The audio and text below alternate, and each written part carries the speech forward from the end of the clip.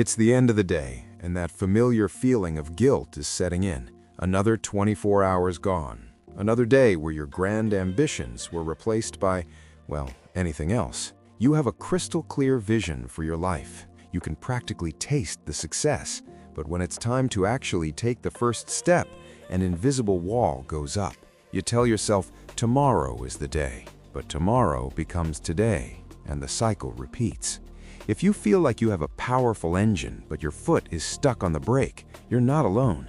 This is the paradox of the ambitious but lazy. You're full of world-changing ideas, but trapped in a loop of inaction. The worst part? You know you're capable of so much more. You just can't figure out how to get out of your own way. This is not about being a bad person. This is not about lacking talent. This is about psychology. This is about patterns in your brain that have been built over time. And the good news is, if something was built, it can be changed. But first, you need to understand what is actually happening inside your mind. That feeling of guilt at the end of the day, it's exhausting. You know you wasted another day, and you promise yourself tomorrow will be different, but the motivation is gone when you wake up. Here is what is happening in your brain. You are living in a constant state of conflict. One part of you wants to achieve great things. That part dreams big. But another part of you wants to avoid discomfort. That part wants safety and ease. Right now, the part that wants comfort is winning, not because you're weak, but because your brain is designed to avoid pain and seek pleasure. When you think about a massive goal, your brain sees it as a threat. It sees effort. It sees uncertainty. It sees the possibility of failure. And your brain does not like any of those things. So, to protect you, it offers an easier option. Scroll on your phone, watch a show, do anything that feels good right now. Your brain gives you a hit of dopamine, the discomfort goes away, and it learns a powerful lesson. Avoiding the goal makes you feel good. This isn't a character flaw, it's a survival instinct. This is where perfectionism comes in, masked as laziness.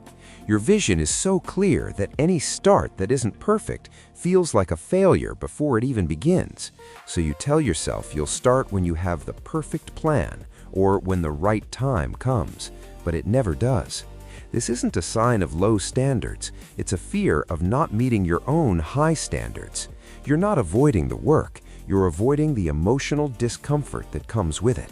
But what if that downtime wasn't a bug, but a feature?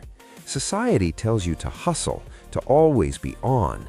But for the ambitious but lazy mind, resistance to grinding can force you to find more efficient, creative solutions. Think about it. Your best ideas probably don't come when you're staring at a spreadsheet. They show up when you're in the shower, on a walk, or doing nothing at all. This is because your mind enters a diffuse mode of thinking. It's a relaxed state where your brain connects unrelated ideas in the background, letting insights form quietly. People with this wiring often have unpredictable bursts of energy.